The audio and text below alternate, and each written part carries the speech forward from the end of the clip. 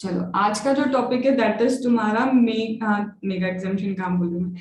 आज का जो तुम्हारा टॉपिक है दैट इज कैपिटल गेन का एक नया सा अमेंडमेंट आया है, सेक्शन नंबर 9B। ऐसा बोला जाता है कि बड़ा ही भयानक है, बहुत टफ है, और एक्चुअल में देखा जाए तो ये टफ नहीं है। द थिंग इज इसे थोड़ा सा अकाउंट से रिलेट करना पड़ेगा। जहां तुम इस चीज को अकाउंट से रिलेट कर दोगे ऑटोमेटिकली सिंपल सोवर क्या होता जाएगा, टॉपिक चलता जाएगा। ठीक है, चलो तो अपन स्टार्ट करते हैं। बहुत थोड़ा सा स्लो जाऊंगी, एक बार में समझ में आएगा, लेकिन सुकून शांति से एक जगह बैठ जाओ मेहताब, और एक जगह बैठ के शांति से सुनते जाओ। ठीक है, चलो तो स्टार्ट करते हैं। हम अभी कुछ नहीं पढ़ रहे, बुक नहीं है अपने पास, कुछ भी नहीं है, सिंपल सोवर से एक कॉन्सेप्ट को अपन क्या करते जा रहे हैं, समझते जा रहे हैं। देखो होता क्या है, हम बात कर रहे हैं पार्टनरशिप की। अभी मैंने कोई डीटी स्टार्ट नहीं किया है, कुछ भी नहीं किया है, we are simply going to the partnership. ठीक है, कौन सी क्लास की पार्टनरशिप, ये कॉन्सेप्ट तुम्हारा समझो, तुमने क्लास 11th या 12th में किया होगा पार्टनरशिप अकाउंट। आई गेस शायद 12th में था तुम लोग को, मैं तो पीसीएम की थी तो आई डोंट नो। 11th या 12th में पार्टनरशिप पूरा था तुमको। ठीक है, अब वहां पे क्या लिखा था, देखो भैया, ये एक पार्टनर है ए, ये एक पार्टनर है बी, ये एक पार्टनर है सी। वहां पे चलते ही एबीसी पार्टनर थे और नाम तो आते नहीं थे इनको, तो वही चलता था, ए बी सी 3 पार्टनर हैं। अब सपोज करो एक और पार्टनर आ रहा है डी। कौन आ रहा है, एक और पार्टनर आ रहा है तुम्हारा जिसका नाम क्या है डी। तो ये ऑलरेडी पार्टनर थे, अब इन सब के साथ आने के लिए रेडी कौन है, डी। तो कहना है से कि ये रिकंस्टिट्यूशन ऑफ फर्म है। क्या मैं बोल सकती हूँ कि हाँ भैया ये तो रिकंस्टिट्यूशन ऑफ फर्म है, ये एक चीज। अब एक ये बात होती थी, दूसरी बात क्या है, एक और case, A B C D. ठीक है, ए बी सी डी। अब ये जो ए बी सी डी है ये कौन है, ये ऑलरेडी पार्टनर्स हैं। ये क्या है, ऑलरेडी क्या है, ये पार्टनर है। अब क्या हो रहा है, महान जो हमारे डी हैं ये क्या हो रहे हैं, अलग जा रहे हैं, मतलब ये क्या कर रहे हैं, हट रहे हैं यहां से। ठीक है, तो एबीसीडी नया डी पार्टनर आ रहा था, यहाँ पे एबीसीडी में क्या हो रहा था, डी पार्टनर नया आ रहा था, तब भी अपन ने क्या कहा, ये रिकंस्टिट्यूशन ऑफ फर्म है। अब एबीसीडी में से डी पार्टनर जा रहा है, तब भी तो हम यही कहेंगे रिकंस्टिट्यूशन ऑफ फर्म है। हमने डीटी में जब पार्टनरशिप वाला चैप्टर किया था वही हमने पढ़ा था।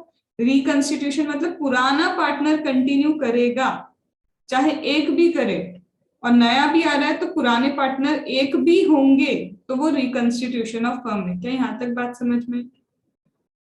तीसरा केस उठाते हैं। अब तीसरा केस क्या है, तीसरा केस कैसा है, ए बी सी डी। ठीक है, अब ये क्या है, ए बी सी डी, ना इन दोनों की बनती है आपस में, ना इनकी बनती, ना इनकी बनती, मतलब आपस में किसी की बनी नहीं रही, सब अपना अपना अपना कर रहे हैं। तो इसके कारण हमने सोचा इट इज बेटर तुम भी अलग हो जाओ, तुम भी अलग हो जाओ, तुम भी अलग हो जाओ, तुम भी अलग हो जाओ। ये अलग अलग अलग होने का हो क्या रहा है, कहना है से डिसोल्यूशन ऑफ द फर्म। ये डिसोल्यूशन है फर्म का, तो ये हो गया तुम्हारा क्या, डिसोल्यूशन ऑफ फर्म की फर्म बंद करो, तुमसे ना हो पाएगा, तुम तो बैठो घर। तो ये हो गया क्या तुम्हारा, डिसोल्यूशन ऑफ फर्म। क्या ये कॉन्सेप्ट याद है कि हाँ भैया फर्म पूरी डिसॉल्व हो चुकी है, यहाँ पे और यहाँ पे क्या हो रहा है, रिकंस्टिट्यूशन ऑफ फर्म हो रहा है। या फिर प्रॉफिट शेयरिंग रेशियो भी चेंज हो सकता है, ये भी हो सकता है प्रॉफिट शेयरिंग रेशियो चेंज हो, तब भी हम क्या बोलते हैं, that is reconstitution of firm. पहले इतनी बात समझ में आ गई क्या, कि ये रिकंस्टिट्यूशन क्या था, ये डिसोल्यूशन क्या था, बोलो हाँ। Yes ma'am. ठीक है, अब सेकेंड पॉइंट पे जाते हैं। अब बोलते हैं या तो डिसोल्यूशन ऑफ फर्म हो रहा है या तो रिकंस्टिट्यूशन ऑफ फर्म हो रहा है। तो यहां पे बोलते हैं देखो, चाहे डिसोल्यूशन हो या फिर क्या हो, रिकंस्टिट्यूशन हो, चाहे डिसोल्यूशन हो या फिर क्या हो, रिकंस्टिट्यूशन हो, दोनों में ही एक चीज कॉमन होती थी, किसी को लाने से पहले, किसी को भेजने से पहले एक पार्टनर हमारी फर्म में आ रहा है उससे पहले, या फिर कोई रिटायर हो रहा है उससे पहले। फर्म क्या हो रही है, ये सारे पार्टनर्स थे, इतने सारे हमारे पार्टनर्स थे, ये सब अपने अपने रास्ते पे जाएं उससे पहले एक अकाउंट बनाते थे तुम, जिसका नाम क्या था, बनता था कि नहीं, याद आ रहा है, पुराने जमाने की यादें। तो अगर क्या हो रहा है, तुम्हारा कोई भी पार्टनर आ रहा है जा रहा है, ये अलग हो रहे हैं, कोई आ रहा है कोई जा रहा है, उससे पहले एक अकाउंट बनता था रिवैल्यूएशन अकाउंट। ठीक है, ये दो बातें हुई। तीसरा, अभी मैं सिर्फ बेस बना रही हूँ और ये जितना 1-1.5 घंटे खींचने वाला चैप्टर नहीं है, बट एक बार इसका ऐसा बेस समझ में आया ना तो बहुत क्लियर हो जाएगा। तो पहले हमने रिकंस्टिट्यूशन रिजोल्यूशन समझा, फिर हमने समझा कि भाई कोई आए जाए कुछ भी हो, उससे पहले रिवैल्यूएशन अकाउंट ओपन होता है। अब हम लेते हैं, ये रहे हमारे पार्टनर, ठीक है, एबीसीडी की बातें चल रही थी, ये ए था, ये बी था, ये सी था, ये डी था। हमने डिसाइड किया था कौन जा रहा है हमारे यहाँ से, डी भाई साहब निकल रहे हैं। अब डी भाई साहब जा तो रहे हैं, इनकी गली इधर निकल रही है, लेकिन जाते जाते ये क्या बोलेंगे, मुझे क्या चाहिए, मेरा कैपिटल अकाउंट का पैसा वापस करो। ऑब्वियसली इन्होंने जब ये फर्म में आए होंगे तब कैपिटल लगाया होगा, अब ये बोलेगा ना मुझे कैपिटल अकाउंट का पैसा वापस चाहिए। तो सबसे पहले हम क्या करेंगे, भाई साहब का एक बार के लिए तो क्या देखेंगे, कैपिटल अकाउंट देखेंगे। ठीक है, सपोज करते हैं ओवरऑल जो भी कैपिटल अकाउंट का इनका पैसा आया, यहाँ पे क्या होता है, डेबिट होता है, यहाँ पे क्या होता है, क्रेडिट होता है, ऐसे ही चलता है ना। ये तो याद है डेबिट क्रेडिट किधर थे। चलो, डेबिट का टोटलिंग देखी, क्रेडिट की टोटलिंग देखी और देखा कि इनको जो हमको देना है, कितना देना आ रहा है। लेट से हम मानते हैं कि 21 लाख रुपीस इसको देना है हमको, मतलब डेबिट क्रेडिट टोटल सब किया, एडिशनल कैपिटल आई गई, interest on capital, interest on loan, तमाम तरह की सैलरी, रेम्यूनरेशन, कमीशन, सब कुछ ले दे के नेट ऑफ करके हमको क्या पता चला, इन भाई साहब को देना है कितना, 21 लाख कैपिटल का।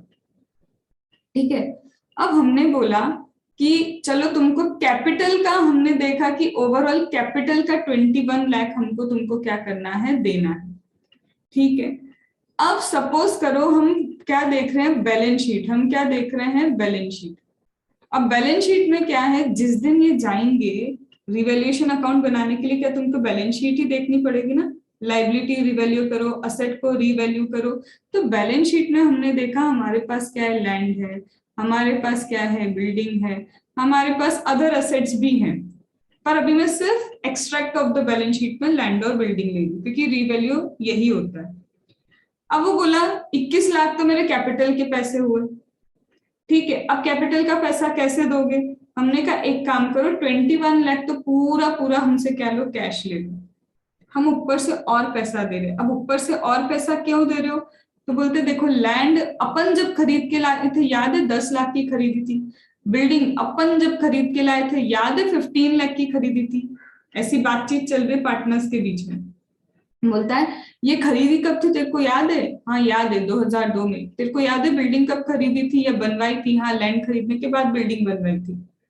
तो इन शॉर्ट ये तब की बात है। बोले आज पता है इसकी वैल्यू कितनी हो गई है, अगर आज अपन इसको वैल्यू करें ना तो नीनी करके भी 60 लाख हो गई है, इसका रिवैल्यूएशन करें ना तो नीनी करके भी कितना हो गया, 80 लाख हो रहा है। मतलब बहुत नॉर्मल बेस पे हम सिर्फ प्रैक्टिकल लाइफ को समझ रहे, ये होता है।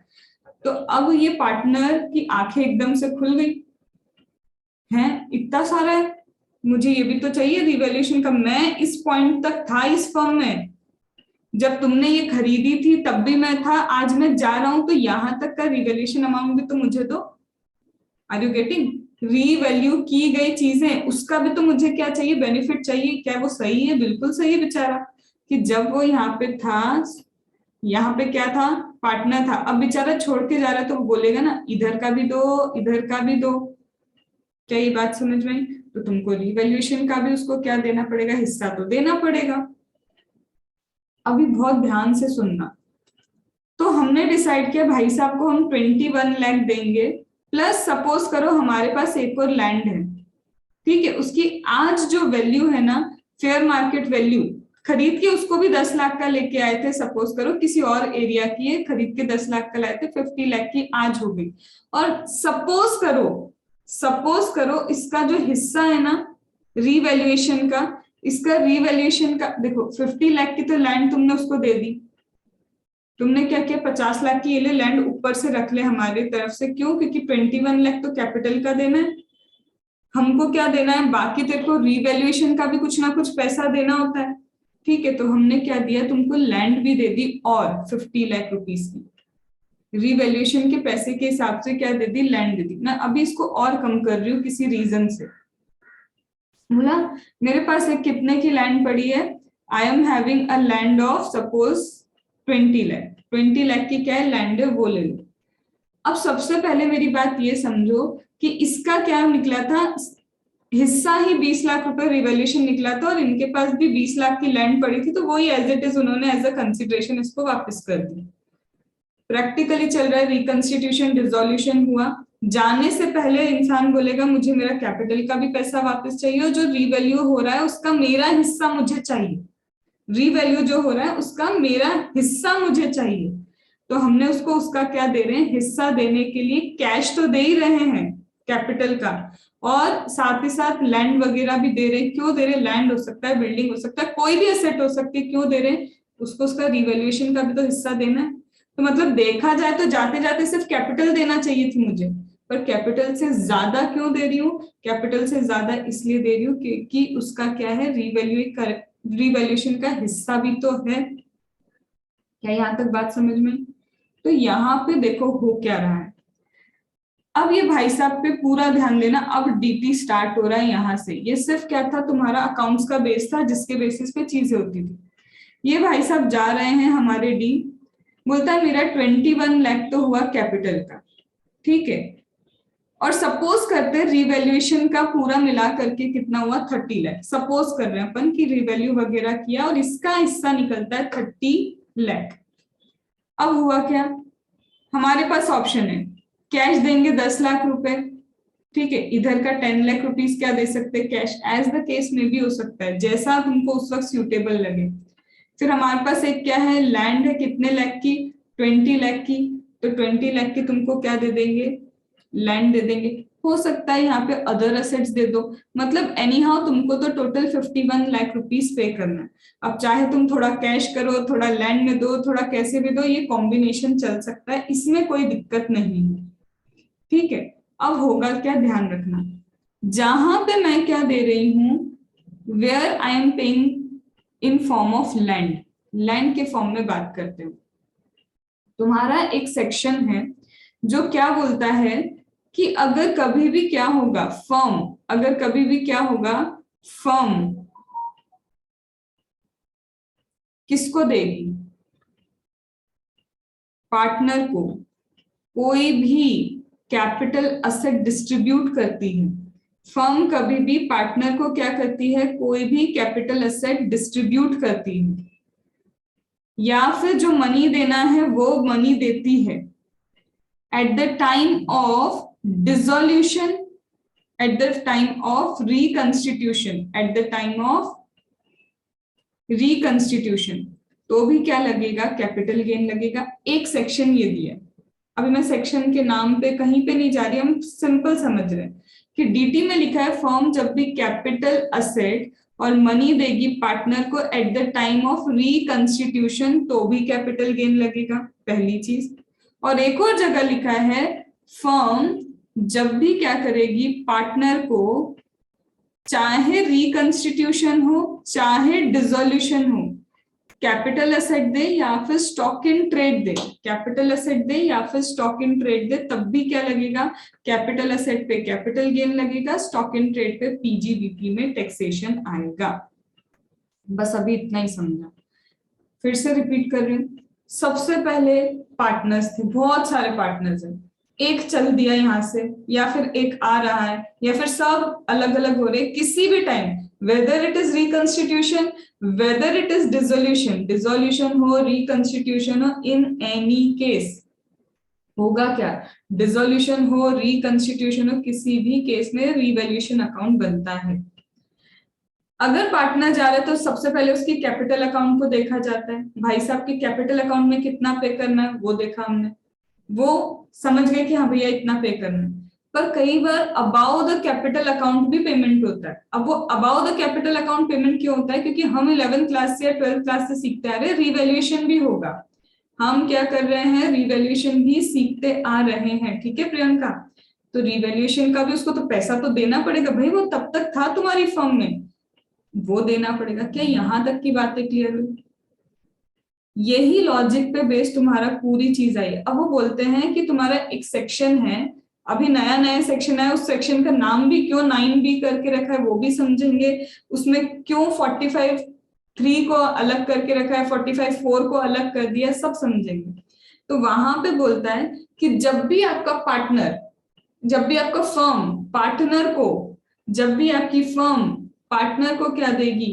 रिकंस्टिट्यूशन होगा, कैपिटल एसेट देगी और मनी देगी। अभी अपना क्या चल रहा है? उसको पैसा भी दे रहे हैं और उसको कैपिटल एसेट भी दे रहे हैं। तो ये रिकंस्टिट्यूशन पे जब भी कैपिटल एसेट दे रहे हो और साथ में क्या दे रहे हो? मनी दे रहे हो, तब भी कैपिटल गेन लगेगा। एक चीज। दूसरा, एक और सेक्शन है जो बोलता है फर्म जब भी पार्टनर को स्टॉक इन ट्रेड दे या फिर कैपिटल एसेट दे, स्टॉक इन ट्रेड दे या फिर कैपिटल एसेट दे, दोनों ही केस में कैपिटल एसेट दी तो कैपिटल गेन लगेगा, स्टॉक इन ट्रेड दिया तो पीजीबीपी में टैक्सेबल होगा। लेकिन जहां पे स्टॉक इन ट्रेड है, जहां पे कैपिटल एसेट है, वहां रिकंस्टिट्यूशन पे भी ऐसा कर, वहां डिसोल्यूशन पे भी ऐसा करना हो। और जहां पे मैंने बोला कि मनी भी दे रहे हो, कैपिटल एसेट भी दे रहे हो, वहां सिर्फ रिकंस्टिट्यूशन की बात की गई है। अभी इतना ही समझना है, धीरे धीरे सब समझ में आएगा। अब यहाँ पे होता है क्या समझना, अपन सब पार्टनर है, अपन सब के सब क्या है? पार्टनर्स है। हम सब यहाँ पे पार्टनर्स है। सपोज करते हैं हम क्या कि स्वाति कहाँ चली गई? हट रही है फर्म से। ओहो हो, तो स्वाति अगर फर्म से हट रही है फ्रेंड्स को देखते हुए, तो अब क्या करे? अब उसको तो पेमेंट करनी पड़ेगी, अपने को कैश भी देना पड़ेगा, असेट्स भी देनी पड़ेगी। तो कैश भी देना है, असेट्स भी देना है। तो सुनना, एक चीज होगी, हमारे पता है बैलेंस शीट में बहुत सारी एसेट्स हैं। हमारी बैलेंस शीट में क्या है? बहुत सारी एसेट है। मैंने कहा स्वाति ये लो कैश 21 लाख दे दिया। फिर उसको बोला असेट निकालते हैं, ये वाली असेट ले लो। क्या मैं सारी असेट दे रही हूँ? नहीं, मैं उसके हिस्से की उसको असेट दे रही हूँ जो मुझे क्या करना है? उसको पेमेंट करना है, उसके लिए असेट दे रही हूँ।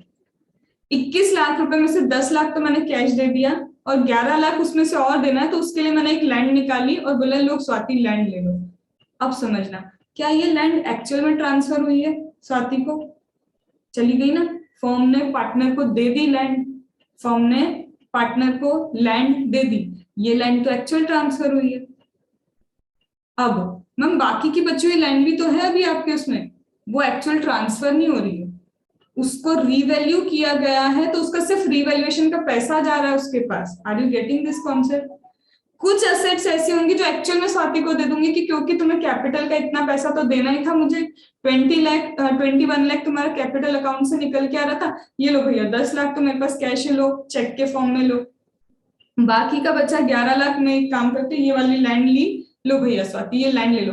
This land is actually getting transferred, ये सच में ट्रांसफर हो रही है, दिख रहा है कि स्वाति के नाम पे हो जाएगी, तो यहां तो एक्चुअल ट्रांसफर है, तो यहाँ तो कैपिटल गेन लगना ही है। कैसे लगेगा? जिस दिन मैं उसे ट्रांसफर कर रही हूँ उसकी फेयर मार्केट वैल्यू क्या है, और मैंने जब एक्वायर किया था उसका कॉस्ट ऑफ एक्विजिशन क्या है, उसका इंडेक्सेशन कर लो। समझ में आया? जिस दिन मैं स्वाति को ट्रांसफर कर रही हूँ उस दिन का fair market value will be my sales consideration. ये बात समझ में? और मैं कितने में खरीद के लाई? देखो जितने में खरीदी उसका इंडेक्सेशन कर लो, और उसका इंडेक्सेशन क्या हो जाएगा? स्वाति के लिए, मेरे लिए कॉस्ट ऑफ एक्विजिशन और मुझे कैपिटल गेन कैलकुलेट करना है, तो फर्म को इस एक्चुअल ट्रांसफर पे तो कैपिटल गेन पे करना ही पड़ेगा। यहां तक बात समझ में? तो ये कब चल रहा है? जब रिकंस्टिट्यूशन हो या डिसोल्यूशन हो, और जब तुम उससे कैपिटल एसेट दे रहे हो या फिर क्या कर रहे हो, उसे स्टॉक इन ट्रेड भी तो दे सकते हो। चलो स्वाति मुझे कैपिटल एसेट नहीं देना, साथ में स्टॉक इन ट्रेड भी देती हूँ तुमको, 10 लाख कैश रखना, फिर 11 लाख की लैंड रखना, 11 लाख की जगह 6 लाख की लैंड देती हूँ, 5 लाख का स्टॉक इन ट्रेड देती हूँ। कॉम्बिनेशन तो कुछ भी हो सकता है ना। It could be cash, it could be capital asset, it could be stock in trade, सब कॉम्बिनेशन करके दिया। तो समझो, जो उसको कैपिटल एसेट जा रही है उसके ऊपर कैपिटल गेन फर्म पे करेगी, जो उसको स्टॉक इन ट्रेड जा रहा है उसके ऊपर पीजीबीपी कौन पे करेगा? फर्म को ही टैक्स पे करना पड़ेगा। यहां तक बात समझ में आई? ये हो गया ट्रांसफर। अब स्वाति बोलेगी रुको, आपने इतना तो दे दिया 21 लाख के हिसाब से, आपने क्या सोचा मैंने 12th क्लास में पार्टनरशिप नहीं पढ़ी? ऊपर देखो और भी बहुत सारी एसेट दिख रही है बैलेंस शीट में, वो भी तो रीवैल्यू हुई है, उसका हिस्सा भी तो दो मुझे। तो मैंने कहा हाँ यार, ये तो समझ गई ये बात। तो अब अपन को क्या करना पड़ेगा, वो जो रीवैल्यू है उसमें है तो नहीं, उसका हिस्सा है ना, है कि नहीं? तो वो क्या एसेट एक्चुअल में ट्रांसफर हो रही है तुम्हारी? नहीं, वो एसेट तो ट्रांसफर नहीं हो रही। पर ये लोग बोलते हैं अगर रिकंस्टिट्यूशन हुआ है तो वो जो एसेट्स रीवैल्यू हुई है वो भी तुम उसको बांटोगे। तो वहां पे भले ही ट्रांसफर नहीं हुआ है पर क्या होगा, फर्म को टैक्स पे करना है उस पे, वो कैपिटल गेन है। इसका कैपिटल का सिर्फ 21 लाख रुपए निकल रहा था, बट मैं कुछ मनी दे रही हूँ, कुछ कैपिटल एसेट्स दे रही हूँ, तो दोनों मिला के मैंने कैपिटल से जितना ज्यादा पैसा पे किया है उस पे भी फर्म को बोलते कि फर्म तुम टैक्स पे करो। अब फर्म गुस्सा हो गई। क्यों गुस्सा हो गई? भाई मैंने वो एसेट्स तो एक्चुअल में ट्रांसफर की भी नहीं है, I have not transferred that asset, देखो देखो वो मेरे पास ही है, मैंने तो सिर्फ उसका रिवैल्यूएशन का क्या दिया, उसको पीएसआर बांटा है, समझ रहे हो ना, रिवैल्यूएशन का हिस्सा ही बांटा है मैंने, देखो मेरे ट्रांसफर नहीं हुआ है। बहुत चीख चीख के जब फर्म ने बोला तब सीबीडीटी ने बोला अरे थांबा, मैं बता रहा हूँ आगे करना क्या है, रुको। बोलते अब तुमने इस पे जो टैक्स पे किया ना, वो जितना भी टैक्स पे किया तुमने, जितना भी क्या किया है टैक्स पे किया है, उसको क्या करना, जितनी जितनी असेट रीवैल्यू हुई है, एक असेट को 10 लाख पे रिवैल्यू किया, एक को 20 लाख पे रिवैल्यू किया, तो बोलता है ये जितना टैक्स पे किया तुमको कॉस्ट लग गई ना, ये अभी तो ट्रांसफर भी नहीं हुआ फिर भी पैसा देना पड़ गया, आर यू गेटिंग? बोलते सपोज करो ये जितना भी तुमने पे किया, इसको जितना ये रीवैल्यू हुआ ना उसके प्रोपोर्शन में बांटो और अपनी कॉस्ट का हिस्सा बना लो। मतलब तुम खरीद के कितने में लाए थे एसेट, उसको देखो, ये टैक्स तुमने सपोज करो 5 लाख पे किया, और सपोज करो दो एसेट जो बची तुम्हारे पास है ना इक्वली रीवैल्यू हुई है, इक्वली दोनों 2.5 लाख पे रिवैल्यू हुई है। तो बोलते तुमने यहाँ पे क्या किया, 5 लाख टैक्स पे किया। मैंने कहा मैंने 5 लाख टैक्स पे किया, मेरा तो ट्रांसफर भी नहीं हुआ, तुमने फिर भी मुझसे कैपिटल गेन ले लिया, ये कैसी बातें कर रहे हो मेरे साथ? तो बोलते रुको, इस 5 लाख को सबसे पहले देखो रिवैल्यूएशन किस हिसाब से हुआ है। मैंने कहा 1:1 में रिवैल्यूएशन हुआ है। तो बोलता है डिवाइड कर दो और अपनी कॉस्ट का पार्ट बना लो। कॉस्ट बढ़ गई तो आगे जब तुम एक्चुअल ट्रांसफर करोगे ना, तुम्हारा कैपिटल गेन क्या आएगा, कम आएगा। आइए बात समझ में, कॉस्ट बढ़ा दोगे तो जब आगे जाके तुम एक्चुअल ट्रांसफर करोगे इस एसेट को, तो लो भैया हमने वहां कैपिटल गेन कम कर दिया, अब खुश। तो ये तुम्हारा ओवरऑल कॉन्सेप्ट है, ये पूरा क्या है, ओवरऑल कॉन्सेप्ट है। अब मैम एक चीज समझनी है, अब क्या समझ नहीं आया कि ये शॉर्ट टर्म कैपिटल गेन होगा या लॉन्ग टर्म होगा? जब आप एक्चुअल में स्वाति को एक एसेट दे रहे हो क्योंकि उसको देनी है, तब भी आप कैपिटल गेन लगा रहे हो, तब शॉर्ट टर्म होगा कि लॉन्ग टर्म, तो वो डिपेंड करेगा मेरी पीरियड ऑफ होल्डिंग पे। जब मैम वो एसेट जो ट्रांसफर ही नहीं हुई उसका क्या करोगे, वो भी डिपेंड करेगा पीरियड ऑफ होल्डिंग पे। अब समझना, वो एसेट जो ट्रांसफर नहीं हुई मेरी, वो एसेट जो मेरी क्या नहीं हुई, ट्रांसफर नहीं हुई, वो अगर ब्लॉक ऑफ एसेट का पार्ट है, इसका मतलब डेप्रिशिएबल एसेट है वो, तो है कि नहीं? तो डेप्रिशिएबल पे तो हमेशा ही शॉर्ट टर्म होता है। तो यहाँ पे तुमको एक एक जगह देखना पड़ेगा, पीरियड ऑफ होल्डिंग, डेप्रिशिएबल तो नहीं है एसेट। तो कॉन्सेप्ट पहले समझा, क्या होता क्या है, कोई भी जा रहा है पहले रिवैल्यूएशन होगा, उसको एक तो उसके कैपिटल अकाउंट का भी पैसा मिलेगा, उसको रिवैल्यूएशन का भी पैसा मिलेगा। कैपिटल अकाउंट का पैसा देने के लिए अगर एसेट ट्रांसफर किए तो एक्चुअल ट्रांसफर हुई, तब तो फर्म को वैसे भी कैपिटल गेन लगना था। लेकिन जो एसेट ट्रांसफर नहीं हुई है, तो जो एसेट ट्रांसफर नहीं होगी उसके केस में क्या करोगे, जो एसेट ट्रांसफर नहीं होगी उसके केस में आपको क्या करना पड़ेगा, फर्म को अभी तो गेन देना पड़ेगा। फिर फर्म बहुत रोई अच्छे से रोई कि अरे मेरे को तो ट्रांसफर नहीं हुआ, तुमने तो मेरे से कैपिटल गेन ले लिया। तो उसको समझाया जो तुमने टैक्स पे किया है, कितने पे रीवैल्यू हुई एसेट उस प्रोपोर्शन में बांट दो। टोटल रिवैल्यूएशन मैम हुआ है सारी एसेट्स का मिला के, टोटल रिवैल्यूएशन हुआ है 20 लाख। तो हमने टैक्स पे किया था यहाँ पे सपोज करो 15 lakh, I am taking an example. Overall tax हमने कैपिटल गेन 15 लाख पे किया और यहाँ पे रिवैल्यूएशन देखा टोटल 20 लाख का है। तो 20 लाख का जब रिवैल्यूएशन हुआ तो तुमने 15 लाख टैक्स पे किया। फिर एक एक असेट देखना, इस असेट का जिसका 5 लाख का रिवैल्यूएशन हुआ तो उस पर टैक्स कितना पे किया, वो तुम्हारे क्या हो जाएगी, उसकी कॉस्ट में ऐड हो जाएगी। क्या यहाँ तक बात समझ में आई? आया? ये पूरा कॉन्सेप्ट ही यही है और भयंकर तरीके से दिया है। मैं खुद बता रही हूँ, इतना भयंकर तरीके से कि ऐसा लगेगा पता नहीं क्या ही चल रहा है, जीवन ही अपना तो पता नहीं कहाँ खोने वाला है, ऐसा लगेगा तुमको। पर ये लॉजिक अगर तुम समझ गए तो अब एक एक चीज में थोड़ा सा लिखवाती हूँ, फिर उसके बाद हम इसको रीड करेंगे। आज सिर्फ मैं यही कर रहा हूँ। मैम एक पॉइंट क्लियर नहीं हुआ। बोलो। और मैम जो आपने ये कहा ना कि जो एसेट्स रहेगी फर्म के पास उस पे भी अगर वो लग रहा है टैक्स, तो उस पे प्रॉब्लम है फर्म को ना? हाँ, क्यों नहीं होगी कि रह गई वो असेट हमारे पास है, अभी ट्रांसफर का हुआ। कैपिटल गेन कब लगता है मेहताब? जब आप एक्चुअल ट्रांसफर करते हो। भाई वो असेट्स यहीं रखी हुई है, ये तो सिर्फ रिवैल्यूएशन का पैसा हमने क्या किया, बांटा है।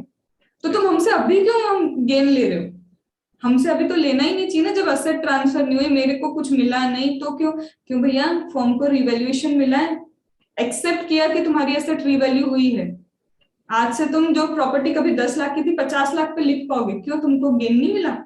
यस मैम, रियलाइजेशन नहीं हुआ, नोशनल हुआ है बस। नोशनल हुआ, पर उन्होंने तो ले लिया, फिर उन्होंने बेनिफिट दिया कि एक काम करो, जितना टैक्स अभी पे किया उसको कॉस्ट ऑफ एक्विजिशन में क्या करना, ऐड करना, तो आगे जाके तुम्हें कैपिटल गेन उसके रिस्पेक्ट में कम हो जाएगा जब एक्चुअल ट्रांसफर उस एसेट को करोगे। ओके। ठीक है, तो पहले ले लिया, अब बाद में वापस से कैपिटल गेन उतने ही अमाउंट पे लेंगे तो रोएगी नहीं, मारेंगे अब तो वो फर्म वाले। तो बोलते हैं कि वहां पे क्या करो, कॉस्ट में ऐड कर लो जितना तुमने अभी टैक्स पे किया ना, प्रोपोर्शनेट, और फिर तुमको क्या मिल जाएगा, इसका बेनिफिट मिल जाएगा। तो ये एक्चुअल में ये कॉन्सेप्ट यही है।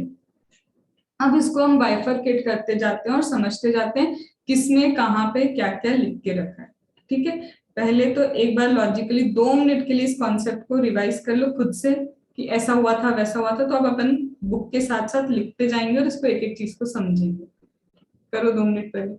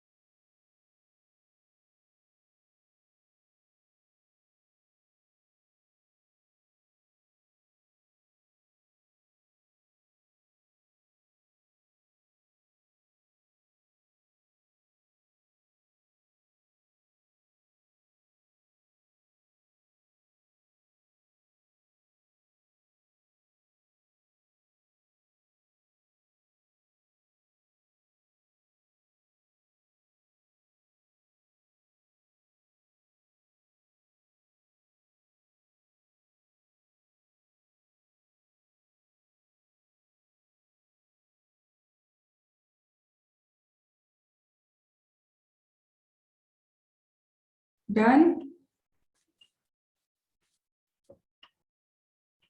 चलो स्टार्ट करते। पेज नंबर सबसे पहले आओ, पेज नंबर 44 43 44 44 पे पेज नंबर।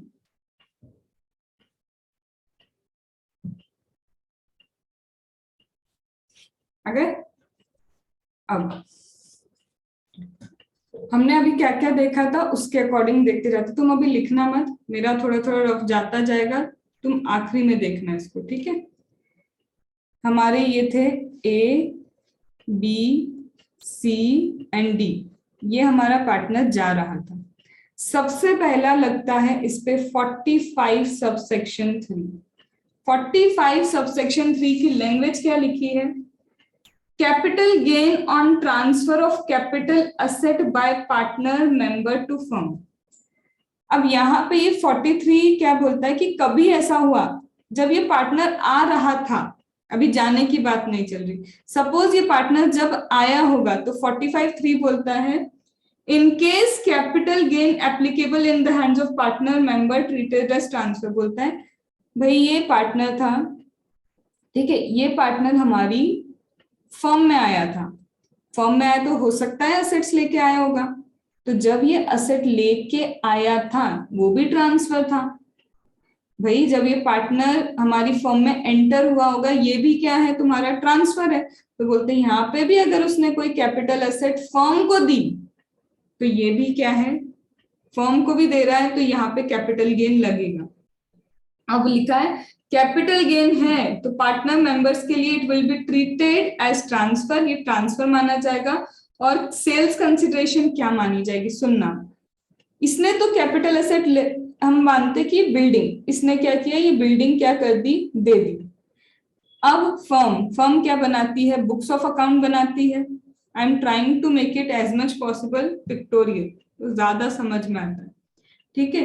तो फर्म क्या करेगी, अपना बुक्स ऑफ अकाउंट बनाएगी, बुक्स ऑफ अकाउंट में लिखेगी कि हमारे पास कैपिटल एसेट बिल्डिंग आई है, लेट से बिल्डिंग को उसने लिखा 50 लाख का। तो बोलते कि ओ पार्टनर इसने क्या लिखा, 50 लाख, तो समझो तुम्हारा सेल्स कंसिडरेशन जो हुआ है ना, क्योंकि ट्रांसफर हुआ है, जिसको हम बोलते हैं प्यार से फेयर वैल्यू ऑफ कंसिडरेशन। तो बोलते तुम्हारे लिए fair value of consideration 50 lakh की। आया समझ में। तो पार्टनर आया, बिल्डिंग लेके आया, फर्म को दी, फर्म का अकाउंटेंट बुक्स ऑफ अकाउंट में लिखेगा बिल्डिंग आई है, उसने जितने में उसने क्या किया, जितने में क्या लिखी है, ये बुक्स ऑफ अकाउंट में लिखा है कि कितने की है, ये तुम्हारे लिए क्या हो जाएगी, सेल्स कंसिडरेशन हो जाएगा। किसके लिए, पार्टनर, तुम्हारे लिए ये सेल्स कंसिडरेशन है, इतने में तुमने बेचा है। अब इसके लिए सोचो, पार्टनर बोलेगा सेल्स कंसिडरेशन कितना, तो पार्टनर बोलेगा मेरा सेल्स कंसिडरेशन हो गया 50 लाख। सपोज करते हैं, मान लेते हैं ट्रांसफर एक्सपेंस भाई साहब को कुछ लग गए, 1 आध लाख रुपए के ट्रांसफर एक्सपेंस लग गए। नेट कंसिडरेशन इनको कितना आएगा, नेट कंसिडरेशन आएगा 49 लाख। फिर इसके बाद माइनस इंडेक्स करेंगे किसको, कॉस्ट ऑफ एक्विजिशन को इंडेक्सेशन करेंगे।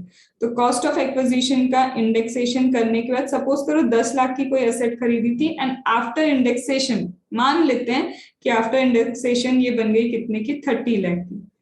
कैपिटल गेन होगा, लॉन्ग टर्म या short term depend on period of holding. और मुझे तो बिल्कुल भी याद नहीं आ रहा कि जब तुम क्या करते हो, इसकी पीरियड ऑफ होल्डिंग देखते हो तो कितने ईयर देखते हो। Ma'am 3 years। मार खानी क्या है वो, भले बिल्डिंग जैसे दिख रही है पर वो बिल्डिंग है, मान के चलो वो बिल्डिंग है। कितना ईयर देखते हो पीरियड ऑफ होल्डिंग, यहाँ इमूवेबल प्रॉपर्टी पे इमूवेबल प्रॉपर्टी पे कितने ईयर्स है, मैम 2 years। हाँ कितने बार लिखोगे ये चीज प्रियंका, कम से कम 5 बार लिख के रखो कि 2 इयर्स है, 2 इयर्स होता है इमूवेबल प्रॉपर्टी के लिए। तो 2 साल से ज्यादा होल्ड की तो लॉन्ग टर्म कैपिटल गेन, 2 साल से कम होल्ड की शॉर्ट टर्म कैपिटल गेन। तो ये कहानी तो किसकी खत्म हो गई, जब कभी ये डी हमारी जिंदगी में आया ही था, ये तब की बातें थी कि वो आया था, तो वो असेट लाया था, वो असेट के साथ हो सकता है कैश भी लाया होगा। फिर फर्म ने उसको रिकॉर्ड किया, रिकॉर्ड करके क्या किया, इसके लिए तो हो गया भैया ये है तेरा सेल्स कंसिडरेशन, ये जो बोल रहे हैं ना ये तुम्हारा क्या है, सेल्स कंसिडरेशन है। आया समझ में।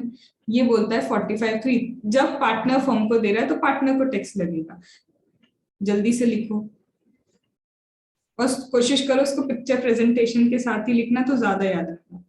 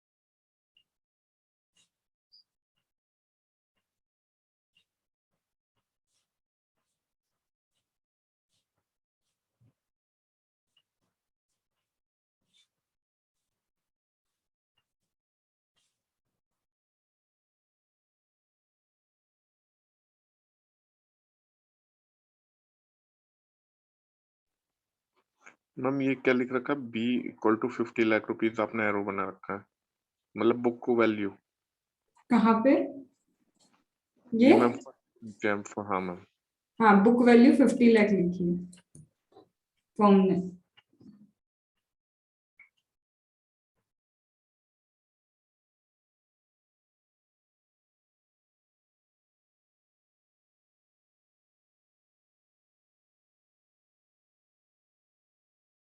Yes ma'am done.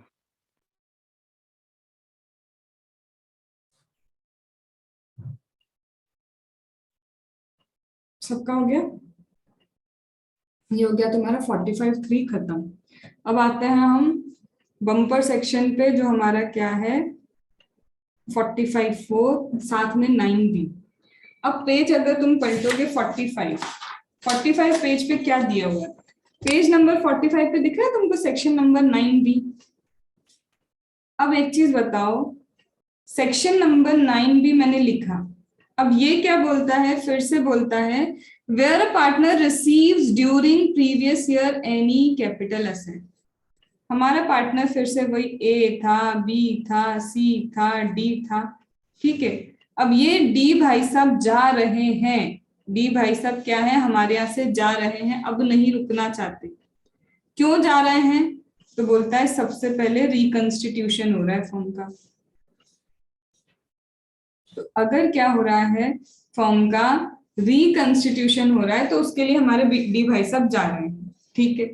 अब रिकंस्टिट्यूशन के टाइम हम इनको क्या दे सकते हैं, कैपिटल एसेट दे सकते हैं। रिकंस्टिट्यूशन हो रहा है ना, तो रिकंस्टिट्यूशन के टाइम कैपिटल एसेट दे सकते हैं। अभी नहीं लिखना स्वाति। स्टॉक इन ट्रेड दे सकते हैं। तो तुम जो भी दोगे एज द केस में भी, 9B बोलता है पार्टनर जो है, ये जो पार्टनर है, इनको अगर फर्म का रिकंस्टिट्यूशन हो रहा है उस टाइम तुम कैपिटल एसेट दो, स्टॉक इन ट्रेड दो, जो भी दोगे। तो अगर तुमने कैपिटल एसेट दिया है तो कैपिटल गेन लगेगा, स्टॉक इन ट्रेड दिया है तो पीजीबीपी लगेगा। एक इस पे लगता है ये 9B। फिर 9B क्या बोलता है, दूसरी चीज, अगर फर्म का क्या हो रहा है, डिसोल्यूशन हो रहा है, अगर फर्म का क्या हो रहा है, डिसोल्यूशन हो रहा है, तो डिसोल्यूशन के टाइम भी उनको कैपिटल एसेट दे सकते हो, स्टॉक इन ट्रेड दे सकते हो। तो कैपिटल एसेट दोगे कैपिटल गेन लगेगा, और स्टॉक इन ट्रेड दोगे तो पीजीबीपी हेड में क्या हो जाएगा, ये टैक्सेबल। तो 9B इस चीज की बात करता है। अब हम जब दे रहे हैं तो वैल्यू क्या मानेंगे, तो सिंपल सी बात है, जिस दिन तुमने दिया उस दिन फेयर मार्केट वैल्यू जो होगी एसेट की, वही फुल वैल्यू ऑफ कंसीडरेशन बन जाएगा। क्या यहां तक बात समझ में? अब इसको पढ़ सकते हो एज इट इज, वही लिखा है। Where a partner receives during previous year, previous year में अगर पार्टनर को कोई भी कैपिटल एसेट या स्टॉक इन ट्रेड मिलता है, या दोनों मिलता है, हो सकता है दोनों मिले, अपन ने देख लिया केस, और both from the firm in connection with dissolution और रिकंस्टिट्यूशन। डिसोल्यूशन रिकंस्टिट्यूशन के कारण कुछ भी मिल रहा है तो it will be deemed as transfer, इसे ट्रांसफर माना जाएगा। मान लिया कि ये ट्रांसफर है, किस ईयर में, उस ईयर में जिस दिन पार्टनर को, जिस ईयर में क्या हुआ है, ये असेट्स मिलती है, तो फर्म को टैक्स पे करना होगा पीजीबीपी या कैपिटल गेन हेड में। लिखने से पहले रीडिंग पे ध्यान दो, स्क्रीनशॉट लेके ये बाद में लिख सकते हो। ये अच्छा टॉपिक है, इसलिए इतना स्लो चल रही हूं मैं। क्या ये तुमने रीड किया जो मैंने अभी करा? प्रियंका, लिखने पे ध्यान है? मैम किया रीड, एज इट इज वही लिखा है आपने जो बताया। ठीक है। फिर ठीक है। फेयर मार्केट वैल्यू क्या होगी तुम्हारी, full value of the consideration. अब इसको तुम स्क्रीनशॉट लेना है, पहले स्क्रीनशॉट लो। ये छोटी सी बात है जो इतने पैराग्राफ में लिख के रखी है। ये स्टिकी नोट इतने ही छोटे बनते हैं, छोटा छोटा सा लिखो और सब कवर हो जाए। एक क्वेश्चन था। हाँ बोलो। मैम क्या कहते हैं, अगर कैपिटल एसेट्स में हमें जो है लैंड मिल रही हो तो वहां पे फिर लगेगा या फेयर मार्केट वैल्यू ही लेंगे? फेयर मार्केट वैल्यू यहाँ पे भी वही बोला ना, कैपिटल एसेट कुछ भी अगर तुम दे रहे हो तो फर्म तुम्हें तो फेयर मार्केट वैल्यू मानी जाएगी कि sales consideration fair market value. तो मैम यहाँ पे 50C ओवरराइड नहीं हो रहा? लैंड कहाँ से 50C पे आएगा? मैम इस वो टाइम तो डेप्रिशिएबल ही नहीं है ना। कैपिटल एसेट्स में मैम लैंड भी तो मिल सकती है। हाँ मिल सकती है। यहाँ पे स्टैम्प ड्यूटी वैल्यू का उन्होंने कोई क्लैरिफिकेशन नहीं दिया, उन्होंने सीधे बोला फेयर मार्केट वैल्यू दे, क्योंकि ये तो मान रहे हैं कि ट्रांसफर है, डीमिंग सेक्शन है, एक्चुअल ट्रांसफर तो था नहीं। पार्टनर पार्टनर जब आपस में खेल रहे हैं तो वहां कौन सा तुम्हारा ट्रांसफर था, it is a dimming section. तो डीमिंग सेक्शन के लिए भी सेल्स कंसिडरेशन भी डीम है कि फेयर मार्केट वैल्यू, वहां you will not involve the concept of SDV. ठीक है, लिख लिया ये। अब जहां जहां पे मैं बोल रही हूँ ना ये वाले सेक्शंस, मैं फर्म बोलती जा रही हूँ, फर्म बोलती जा रही हूँ, पर ऑटोमेटिकली याद रखना फर्म पे भी ये कॉन्सेप्ट लगता है, यस। एओपी पे भी ये कॉन्सेप्ट लगता है, यस। बीओआई पे भी ये कॉन्सेप्ट लगता है, सब पे ये कॉन्सेप्ट लगते हैं।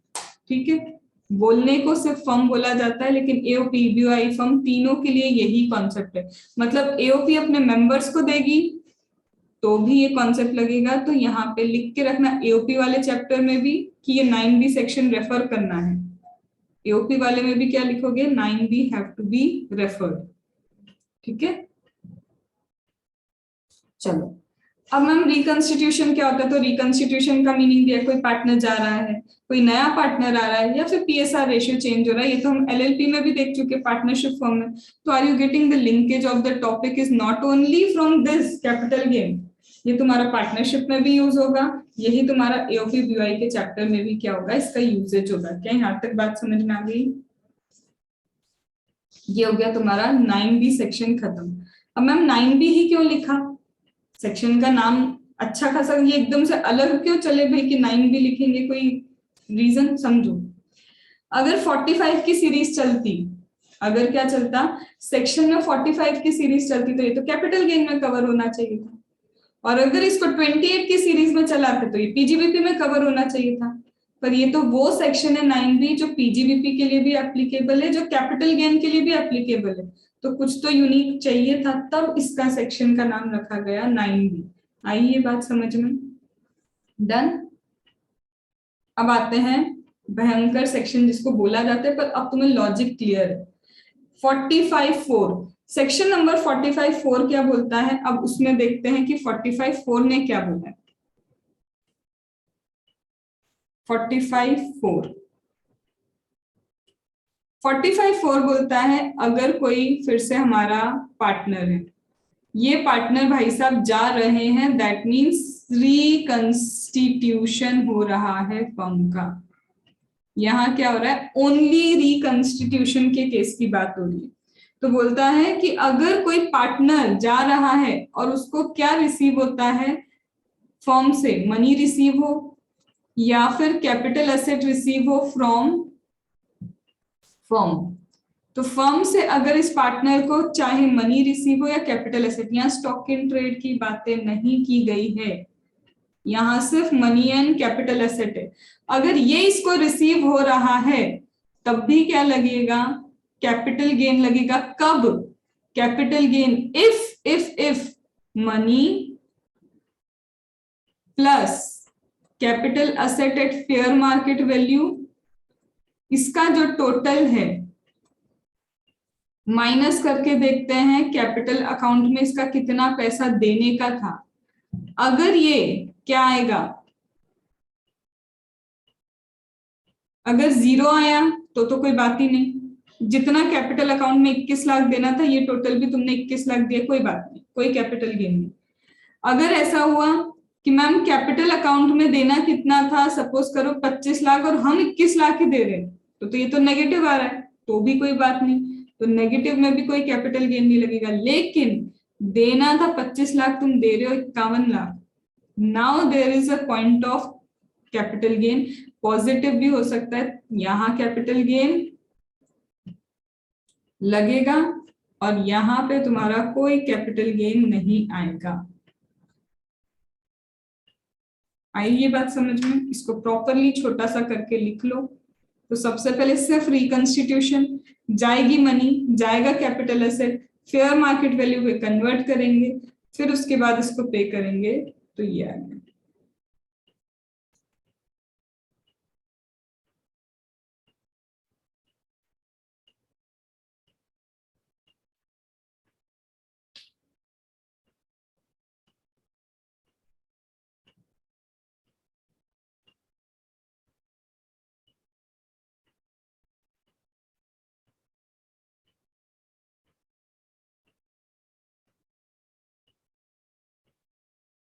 लिख लो तो बताओ।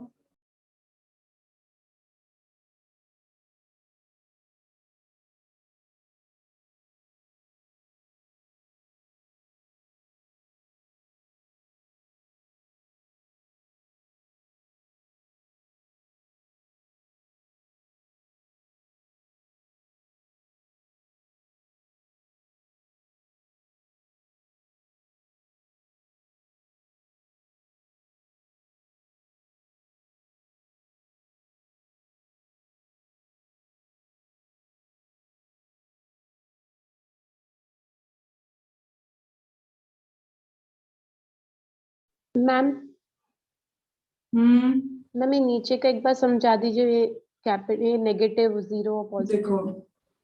कैपिटल अकाउंट का बैलेंस आता है 25 लाख, तुम्हारा देने का मतलब हमको देना है, फर्म को तुम्हें देना है, फर्म दे भी रही है 25 लाख। क्या होगा, ये टोटल किया, मनी के फॉर्म में, असेट के फॉर्म में जीरो आ रहा है, कुछ नहीं है, तो क्यों कैपिटल गेन? कुछ नहीं। हमको तुम्हें देना है 25 लाख, पर ड्यू टू सम रीजन हम कितना दे पा रहे, सपोज करो सिर्फ 20 लाख, तो ये तो नेगेटिव आएगा, तब भी कोई कैपिटल गेन नहीं। बात तो तब होगी जब 25 लाख देना और तुम दे रहे हो 30, 40, 50, एज द केस में भी, तब कैपिटल गेन लगता है। अब आगे मैं क्वेश्चंस बताऊंगी कि क्यों ज्यादा दे रहे हैं, क्या हो रहा है, वो ऑलरेडी अपन कर चुके हैं, सिर्फ फिलर्स भरने। ये लिख लिया तो बताओ। Okay ma'am.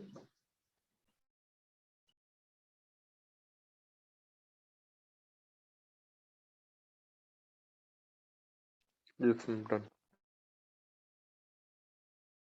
क्या हो गया?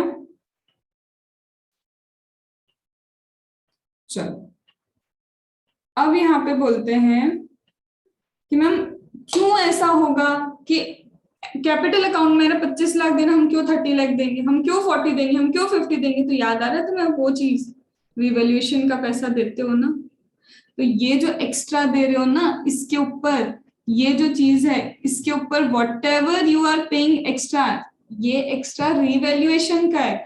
एक सेकेंड मैम, रिवैल्यूएशन का तो ट्रांसफर तो हुआ ही नहीं।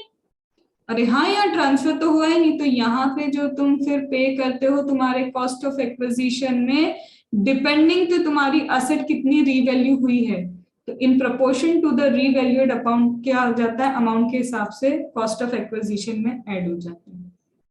आइए बात समझ में।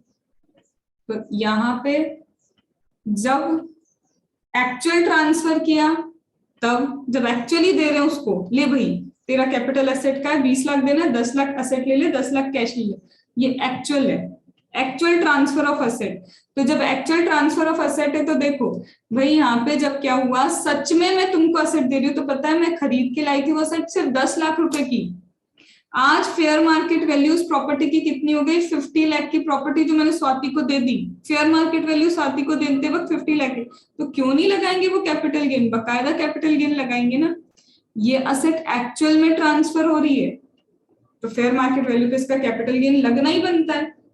फिर बाकी की एसेट जो ट्रांसफर नहीं हुई, लेकिन उसका तुम तो बेनिफिट तो ट्रांसफर कर रहे हो ना, और तुमको भी फर्म अलाउ किया ना कि रिवैल्यू कर लो असेट को, तो तुमको बेनिफिट नहीं मिल गया, तो कैपिटल गेन तुम वहां पे 45(4) में पे करते हो, और यहाँ पे किस में पे करते हो, 9B में।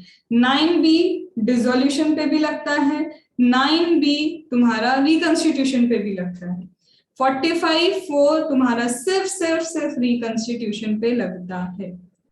9B स्टॉक इन ट्रेड की भी बातें करता है, 45(4) सिर्फ कैपिटल एसेट एंड मनी की बातें करता है। 9B एक्चुअली ट्रांसफर हो रही है एसेट, एक्चुअल में देखो जा रही है, लेकिन 45(4) में रिवैल्यूएशन का पैसा जा रहा है, असेट एक्चुअल में ट्रांसफर नहीं हुई है। 9B में अब वो असेट पार्टनर की हो चुकी है, वो जब भी ट्रांसफर करेगा कैपिटल गेन उसको लगेगा, और कॉस्ट ऑफ एक्विजिशन आज के दिन का जितने पे फर्म ने टैक्स पे किया था। 9B स्वाति को असेट मिल गई थी, अब स्वाति आगे चल के किसी को बेचना चाहेगी तो जितने में बेचेगी, और कॉस्ट ऑफ एक्विजिशन क्या, आज का दिन जिसपे असेट पे क्या किया है फेयर मार्केट वैल्यू, वही उसका कॉस्ट ऑफ एक्विजिशन होगा। 45(4) अब फर्म ने आज ही कैपिटल गेन पे किया है रिवैल्यूएशन पे, तो जब एक्चुअल में 10 साल बाद 5 साल बाद फर्म इसको बेचेगी, तो कॉस्ट ऑफ एक्विजिशन बढ़वाया ना हमने proportionately, cost of acquisition revised वाला माइनस होगा जब फर्म एक्चुअल में इस असेट को सेल करेगी। आई ये बात पूरी समझ में? This is the concept of your ये वाला।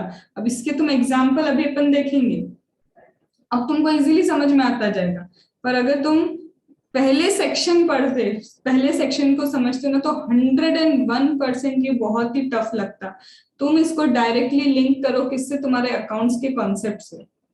उधर अगर ये लिंक हो गया ना, तो ये ऑटोमेटिकली अब तुमको समझ में आना चालू होगा। पर अगर पहले ये सेक्शन करोगे तो ये समझ में नहीं आएगा, फिर से कंफ्यूज होगी।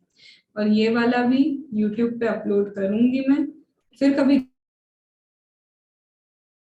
जीवन में लगे कि नहीं नहीं क्या हो गया हमारे साथ, तो उससे सोचने से पहले वो ये वाला कॉन्सेप्ट सोचना कि कैसे पार्टनरशिप फॉर्म टूटती है, कब क्या होता है, पहले ये सोचने का। तो ऑटोमेटिकली ये पढ़ोगे तो सब समझ में आएगा। फिर भी नहीं हो तो फिर इस लेक्चर के वापस दर्शन करना, ठीक है? डन। चलो अब रीडिंग स्टार्ट करते हैं, और यहाँ पे एग्जाम्पल्स हम क्या करते हैं, स्टार्ट करते हैं समझना। सबसे पहले 9B तो रीड कर लिया हमने, अब 45(4) की बात है। तो यही लिखा है, पार्टनर रिसीव करता है प्रीवियस ईयर में कोई भी मनी या कैपिटल एसेट, यही हो रहा है, मनी या कैपिटल एसेट रिकंस्टिट्यूशन के टाइम वो भाई साहब रिसीव कर रहे हैं, तो कोई भी प्रॉफिट या गेन होगा तो फर्म को कैपिटल गेन पे करना पड़ेगा। यहां तक बात समझ में आई? अब यहां पे मैम कौन कौन सी एसेट हमको छोड़नी पड़ेगी? तो बोलते हैं देखो भैया सर, अब समझो मेरी बात। फर्म का दिमाग चला, क्या दिमाग चला यार, इसको देना था कैपिटल अकाउंट का 21 लाख, है ना? अपन दे कितना रहे हैं? हम दे रहे हैं इसको कितना, 50 लाख। हमको तो क्या लगेगा, कैपिटल गेन लगेगा। समझ रहे? मेहताब सिर्फ इधर ध्यान, दीपक इधर ध्यान। मैं क्या बोल रही हूँ, हमने फर्म सोच रही है कि यार 21 लाख इसको देने थे कैपिटल अकाउंट के, हम दे कितना रहे, 50 लाख रुपीस। 101% कैपिटल गेन तो आना ही है अपनी झोली में। एक काम करते हैं, सेल्फ जनरेटेड गुडविल दिखा देते हैं। सेल्फ जनरेटेड गुडविल भी कैपिटल अकाउंट में आ जाएगा। मतलब कोशिश क्या कर रहे हो, कैपिटल अकाउंट का पैसा बढ़ा दो कैसे भी। तुम सेल्फ जनरेटेड एसेट दिखाओगे, सेल्फ जनरेटेड गुडविल दिखाओगे, और इसको रीवैल्यू करोगे। जो है ऑलरेडी गुडविल उसकी बात नहीं कर रहे, पर ऐसी चीज जो सेल्फ जनरेटेड थी, self generated asset, self generated goodwill, तुम वो दिखा के कैपिटल अकाउंट बढ़ा नहीं सकते। उन्होंने पहले पॉइंट नंबर 2 में लिख दिया, balance in the capital account of partner in books of account of the firm is to be calculated without increase in capital account due to revaluation of any asset due to self generated goodwill or self generated asset। तुम चाहते हो ना revaluation करना, करो, मना किसी ने नहीं किया, बस सेल्फ जनरेटेड उसको ऐड मत करना कैपिटल अकाउंट में। क्या होगा, 21 से तुम सेल्फ जनरेटेड कर करके कितना दिखाओगे, 40 लाख करने की कोशिश नहीं करोगे कि कैपिटल का तो मुझे देना ही 40 लाख था। ये नहीं चलेगा। क्या यहां तक बातें समझ में आई? डन। फिर when the capital asset is received by a partner from a firm in reconstitution, तो प्रोविजन अप्लाई होगा in addition to 9B। हम तो समझ ही गए ना क्या बोला है, पहले 9B लगेगा ही लगेगा, क्योंकि एक्चुअल एसेट मैंने स्वाति को दी, उसका तो 9B लगेगा। पर 9B लगने के बाद तुमको 45(4) भी देना होगा, क्योंकि अगर रिकंस्टिट्यूशन है, रिवैल्यूएशन हुई है एसेट, तो फिर 45(4) भी लगेगा।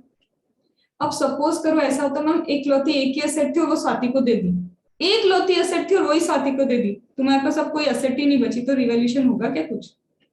जब कोई रिवैल्यूएशन नहीं होगा तो क्या 45(4) होगा कभी भी?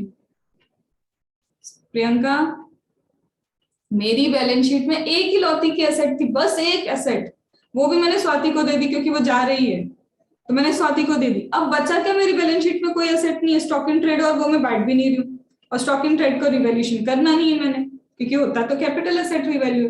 तो अब जब रिवैल्यूएशन हुआ ही नहीं, तो तुम्हारा 45(4) समझ रहे हो नहीं आएगा, वो तभी आता है जब रिवैल्यूएशन होता है। डन। तो यही चीज लिखिए थर्ड। पहले तो थर्ड पे क्या लिखा है, अगर कैपिटल एसेट रिकंस्टिट्यूशन में रिसीव हुई है तो तुम्हारा क्या आएगा, 45(4) भी आएगा। अब मैं फिर से बोल रही हूँ एक चीज, फर्म का डिसोल्यूशन हुआ, सब अलग अलग अलग अलग अलग, हम सब क्या हो गए, हम साथ साथ थे, अब हम साथ साथ नहीं है, सब अलग अलग अलग अलग चल दिए, ठीक है, बंटवारा हो गया अपना। तो अब क्या, 9B तो लगेगा, तेरे को एसेट डी, तेरे को एसेट डी, ये asset D, asset D, asset D, 45(4) तो लगेगा ही नहीं। क्यों नहीं लगेगा? क्योंकि जैसे ही रिवैल्यू हुआ सब बढ़ गया, अब बाद के लिए कुछ बचा ही नहीं, फॉर्म ही डिसॉल्व हो गई। Are you getting the concept? जब सब कुछ बच चुका है तो बचा क्या बाद के लिए? बाद के लिए कुछ बचा नहीं, अभी के अभी तो पूरा हिसाब किताब खत्म हो रहा है। तो 45(4) कैसे लगेगा? नहीं लगेगा। आ रही है बात समझ में? तो दो केस में 45(4) नहीं लगता, डिसोल्यूशन में भी नहीं लगता, और जब रिवैल्यूएशन हुआ ही नहीं है तो भी नहीं लगेगा। मेहता, रिवैल्यूएशन हुआ ही नहीं, किसी एसेट का कोई एसेट ही नहीं है तुम्हारे पास, या फिर जो एसेट है वो रिवैल्यू नहीं होती तो भी नहीं लगेगा, और डिसोल्यूशन हुआ है तो वैसे भी 45(4) नहीं लगता है। Shivani, all is well? All clear की क्लियर? क्लियर ना? ठीक है, फिर इसके बाद अब ये बोलता है the above capital gain be attributed to the remaining capital asset. ओहो हो, कैपिटल गेन को रिमेनिंग एसेट में एट्रीब्यूट करना याद आ रहा है? तुमने रिवैल्यू किया, उसके लिए तुमको कैपिटल गेन लगा, तुम रो के बोल रहे मैंने ट्रांसफर नहीं किया था, मुझके क्यों तुमने कैपिटल गेन लगाया? तो फर्म को क्या बोला था? जो बची कुची एसेट्स हैं जिसको रिवैल्यू किया उसमें एट्रीब्यूट करना। तो एट्रीब्यूट कैसे करोगे? एट्रीब्यूट करेंगे कितनी रिवैल्यू हुई है। अगर दोनों 3 एसेट है, तीनों इक्वली रिवैल्यू हुई है और 10 लाख रुपए में यहाँ कैपिटल गेन देके आई हूँ, तो 10 लाख डिवाइडेड बाय 3, तीनों में 3 3 3 3 3, समझ रहे हो? सब में क्या कर दो? कॉस्ट ऑफ एक्विजिशन ऐड कर दो, कैपिटल गेन उसको प्रोपोर्शनेट ऐड कर दो। मैम एक का कैसा हुआ है समझो, जो हमारी बची कुछ एसेट है, बैलेंस शीट में लैंड है, बिल्डिंग है, ये बची कुछ एसेट है और एक और लैंड है, इसका ये सिर्फ रिवैल्यूएशन अमाउंट लिख रही, ये रिवैल्यू हुई 10 लाख पे, ये रिवैल्यू हुई है 50 लाख पे, ये रिवैल्यू हुई है 30 लाख, मतलब सब में वैल्यू प्लस हो गई। और तुम कितना पे करके आए कैपिटल गेन? हम कैपिटल गेन पे करके आए 16 लाख। तो बोलते हैं इस पे पता है कितना ऐड होगा इसकी कॉस्ट में? अगर मैंने ओवरऑल टोटल कितना है रिवैल्यूएशन 80-90 लाख, 90 लाख जब रिवैल्यूएशन था तो हम 16 लाख पे करके आए थे। ऐसा ही देखते हैं ना आजकल जीवन में। तो जब 10 लाख का रिवैल्यूएशन हुआ तो कितना पे करेंगे? तो ये निकल जाएगा। इन शॉर्ट प्रोपोर्शनेट, जितना इंक्रीज हुआ उसके प्रोपोर्शन में तुम क्या कर रहे हो? इस कैपिटल गेन को इसके कॉस्ट ऑफ एक्विजिशन का पार्ट बनाते जा रहे हो। इक्वल होगा तो इक्वल बनाओगे। क्या ये बात समझ में आ गई? अब ये पता है रूल लिखा है, हमको रूल नहीं पढ़ना, इन्होंने लिखा है ये रूल 8AB में, और वो नीचे लिखा है तुम्हारा रूल 8AB। इसको जिसने मतलब ऐसे लिख के समझा जो हम ऑलरेडी जानते हैं कि मैथमेटिकल है, तो उसने क्या लिखा है? सबसे पहला relates only to the capital asset received by the partner from specified entity. तो क्या बोलता है? Relate only to capital asset, सिर्फ कैपिटल एसेट को रिलेट करता है जो पार्टनर को रिसीव हो गया। अरे जो पार्टनर को दे दिया तुमने तो उसका रिवैल्यूएशन का काम ही नहीं है, उसको थोड़ी ना एट्रीब्यूट करने बैठोगे। दूसरा, मैम रिवैल्यूएशन हुआ है, वैल्यू इंक्रीज की, तो ये देख रहे हो तुम फॉर्मूला लिखा है, इसको पढ़ना भी मत, मैं बोल रही हूँ। अगर लॉजिक समझ में आ गया ना तो ये रूल बस याद रखना, 8AB रूल होता है। बाकी तो तुमको लॉजिक समझ में आया कि कैसे एट्रीब्यूशन होता है, ये एट्रीब्यूशन दिया है। फिर आ जाओ 6th पॉइंट पे, क्या लिखा है? कब कब मान लेंगे कि ये शॉर्ट टर्म कैपिटल गेन था? तुम नहीं बोलोगे पर हम बोल रहे हैं ये शॉर्ट टर्म कैपिटल गेन था। कब? जब एक्चुअल में तुमने क्या रखा है? शॉर्ट टर्म टाइम के लिए एसेट रखी है, तो शॉर्ट टर्म कैपिटल गेन होगा यहाँ पे। जब capital asset is part of block of asset, part of block of asset depreciable asset है, और डेप्रिशिएबल एसेट पे तो हमेशा शॉर्ट टर्म कैपिटल गेन होता है। देख रहे हो पेज नंबर 46 पे। Then self generated asset and self generated goodwill, जो तुमने खुद जनरेट की, तो self generated asset self generated goodwill को क्या बोलेंगे? हम शॉर्ट टर्म ही मानते हैं हमेशा। अब कंफ्यूज मत हो ना मैम, अभी तो आपने कहा था कैपिटल अकाउंट में इंक्लूड नहीं करेंगे। अरे कैपिटल अकाउंट में इसका रीवैल्यूएशन इंक्लूड नहीं होगा, रीवैल्यू करके कैपिटल अकाउंट का पैसा बढ़ाने की कोशिश मत करो, तो वहां पे नहीं होगा। पर हाँ, जो तुम असेट दे रहे हो, जिसका डिस्ट्रीब्यूशन कर रहे हो वो सेल्फ जनरेटेड है, तो शॉर्ट टर्म ही रहेगा। रीवैल्यूएशन मना किया है, रीवैल्यूएशन नहीं लेना कैपिटल अकाउंट में। क्या यहाँ तक बात समझ में आई? और बाकी की बची असेट लॉन्ग टर्म तो लॉन्ग टर्म ही रहेगी, ठीक है। अब यहां से चालू होता है फिर तुम्हारा क्या? Computation of remaining asset. अब पता है यहाँ पे चालू होगा तुम्हारे एग्जाम्पल, ठीक है। तो यहाँ पे कॉम्पैक्ट बुक यूज कर रहे हैं 47 उन लोग के लिए जो अगर रिकॉर्डिंग देखेंगे तो कॉम्पैक्ट बुक में 47 पेज पे। अब 47 से तुम्हारे क्या चालू होगा, इसके एग्जाम्पल्स चालू होगा। अब एग्जाम्पल में सबसे पहले क्या लिखा है, example number 1, Amar Akbar Anthony, वाह वाह बॉलीवुड। अमर अकबर एंथनी 3 पार्टनर हैं, ठीक है। अमर भाई साहब रिटायर हो गए, जो था अमर उसी को रिटायर होना पड़ रहा है, देखो विधि का विधान, ठीक है। अमर भाई साहब क्या हो रहे हैं, रिटायर हो रहे हैं। तो अमर रिटायर हो रहा है 10 दिसंबर को 2021 को, and after his retirement business of the firm will be operated. क्यों दिया ऐसा कि वो रिटायर हो रहा है लेकिन बिजनेस कंटिन्यू होगा, इसका मतलब रिकंस्टिट्यूशन बता रहा है वो कि रिकंस्टिट्यूशन है, तुम्हारे जाने के बाद भी बिजनेस चलता रहेगा। तो तुम एक जा रहे हो ना, अमर बचा है ना, एंथनी बचा है, अकबर बचा है, तो that is reconstitution of firm. फिर आगे क्या लिखा है, capital account balance of Amar of 10 December is 20 lakh. Capital account में देने का कितना है अमर को, कैपिटल अकाउंट में बोलते हैं, ये जो अमर भाई साहब है, अमर भाई साहब को हमको कैपिटल अकाउंट के 20 लाख रुपीस देने थे, देने आ रहे 20 लाख। कोई रिवैल्यूएशन नहीं किया गया, ऐसा लिखा है बुक में कि there is no revaluation of asset in books of firm. चलो अच्छी बात है, रिवैल्यूएशन करते तो हमने वैसे ही इफेक्ट हटा देना था अगर ये सेल्फ जनरेटेड का रिवैल्यूएशन था तो।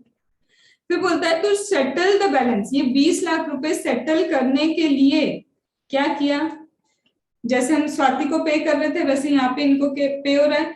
कैश कितना पे कर रहे हैं हम, कैश 1 लाख रुपीस पे कर रहे हैं। स्टॉक इन ट्रेड भी दे दिया, हाँ स्टॉक इन ट्रेड भी दे रहे, कितना 40,000 आज उसका फेयर मार्केट वैल्यू है, खरीद के लाए थे तुम 10,000 रुपए में, 40,000 का फेयर मार्केट वैल्यू है, खरीद के कितने का लाए थे 10,000। कैपिटल गेन लगेगा ना, कैपिटल गेन लगेगा ना पागल बच्चों, कैपिटल गेन लगता है स्टॉक इन ट्रेड पे, नहीं लग हाँ भी बोल रहे हैं, हाँ लगेगा लगेगा। चिल्लर पार्टी हो बिल्कुल, एकदम छोटे छोटे दिमाग में चिल्लर भरे पड़े अभी भी। स्टॉक इन ट्रेड तुम्हारा पीजीबीपी लगेगा, ठीक है। तो यहाँ पे क्या होगा, 40,000 का फेयर मार्केट वैल्यू है, 10,000 में तुम खरीद के लेके आए हो, 30,000 पे क्या लगेगा कैपिटल गेन, नो मैम, क्या लगेगा पीजीबीपी हेड में, ये टैक्सेबल हो जाएगा। ये कौन सा सेक्शन अभी तो किया था, कौन सा सेक्शन लग रहा है यार ये 43 ये एक और यहीं से मारूंगी उठाते 9B। हाँ 9B मेहताब, 9B, ठीक है, जहां एक्चुअल ट्रांसफर हो रहा है, रिकंस्टिट्यूशन या डिसोल्यूशन पे स्टॉक इन ट्रेड या फिर कैपिटल एसेट। फिर तीसरा क्या बोलते हैं, और कुछ देना है इसको, हाँ देना है, अभी तो लैंड भी देनी बची है, हम इसको क्या दे रहे हैं, लैंड दे रहे हैं। कितने की लैंड है भैया, fair market value 18,60,000, book value 12,40,000, ठीक है। इसको खरीदा था 1992 में, सब लिखते जाते हैं। लैंड दे रहे हैं, आज की फेयर मार्केट वैल्यू लैंड की कितनी है, 18,60,000। बढ़िया बात, इतना तो पता है लैंड की फेयर मार्केट वैल्यू लेना है सेल कंसिडरेशन। बातें तो वही आती है कि कॉस्ट ऑफ एक्विजिशन क्या होगा। तो बोलते हैं 1992 1993 में तुमने इसको कितने में खरीदा था, 70,000 में, अच्छी बात है। फिर बोलते हैं कि 1 अप्रैल को जो इसकी फेयर मार्केट वैल्यू निकली ना, 1 अप्रैल 2001 को वो कितनी निकली, 1,10,000। मुझे ना कॉस्ट ऑफ एक्विजिशन का एक रूल याद आते आते याद नहीं आ रहा, क्या था वो, 1 अप्रैल 2001 से पहले लियो तो ये जो 1 अप्रैल वाली डेट है इसको कंसिडर करेंगे कॉस्ट ऑफ एक्विजिशन। क्या ऐसा था या फिर ऐसा कुछ था, whichever is हायर। हाँ, अगर आपने पहले लिए तो ये और ये जो भी वैल्यू होगी whichever is higher वो तुम्हारा क्या बनेगा, कॉस्ट ऑफ एक्विजिशन। तो क्या मैं डायरेक्ट 1,10,000 लिख दूं, इंडेक्सेशन भी हो, यहाँ पे फिर क्या होगा, इंडेक्सेशन होगा। तो जो भी इंडेक्सेशन है, लेट से इंडेक्सेशन वगैरह करके यहाँ पे क्या निकला, इन्होंने लिया इंडेक्सेशन वगैरह करके आ गया 348,700, ये इंडेक्सेशन की वैल्यू है 348,700। तो फेयर मार्केट वैल्यू कितनी है तुम्हारी, फेयर मार्केट वैल्यू ये है, कॉस्ट ऑफ एक्विजिशन ये निकला। अब क्या लगेगा PGBP head, ma'am capital gain. अरे वाह फाइनली। तो ये फेयर मार्केट वैल्यू, ये कॉस्ट ऑफ एक्विजिशन, जितना भी तुम्हारा आ रहा है that is coming to be लिखा है 15, 11, 300। ठीक है, ये तुम्हारा क्या हो गया, कैपिटल गेन। यहाँ तक छोटे छोटे बच्चों को समझ में आ गई बातें बड़ी बड़ी। ठीक है, तो ये हो गया तुम्हारा एक चीज। अब ये जितनी भी चीजें दी है दैट इज सीबीडीटी के गाइडलाइंस, सब कुछ तसल्ली से समझ में आता जाएगा। बट अगर ये लॉजिक आ गया है तो अब कुछ भी नहीं है। तुम देख रहे हो कॉन्सेप्ट बहुत तुम्हारे लिए आज नया होगा, पर अगर तुम उसको 11, 12 से लिंक करोगे ना तो ये कॉन्सेप्ट में सिर्फ तुमको डीटी के टैक्सेशन को ऐड करना था और कुछ भी नहीं। क्योंकि तुम्हें 12th भी हो सकता है भूली बिसरी यादें हो चुकी हो, तो ऐसे तकलीफें हो रही हो, पर है तो वही कॉन्सेप्ट। Are you getting? चलो एग्जाम्पल नंबर 1। अब एग्जाम्पल नंबर 1 क्या बोलता है, समझते जाते हैं साथ साथ। तो भाई बोला है एग्जाम्पल नंबर 1 ने कि A B C 3 equal partner है। इक्वल पार्टनर मतलब एक ही उम्र के, ऐसे ही पढ़ते थे ना? नहीं, फिर क्या था? मैम इक्वल पेयर था। वेरी गुड, सब तो याद है तुमको।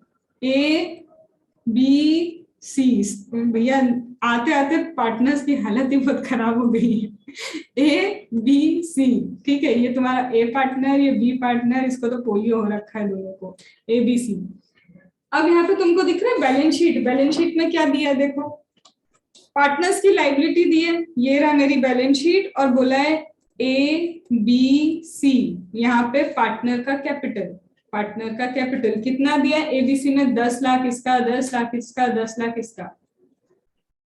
मेरे पास लैंड है, हाँ लैंड है, STU लैंड के भी नाम है, STU लैंड के नाम है, जिसकी फेयर मार्केट वैल्यू कितनी दी है? फेयर मार्केट वैल्यू इसकी 70 लाख है, इसकी भी 70 लाख है, इसकी 50 लाख है, लेकिन इसको एक्वायर 10-10 लाख में करके लाए थे। ठीक है, यहां तक क्वेश्चन समझ में है?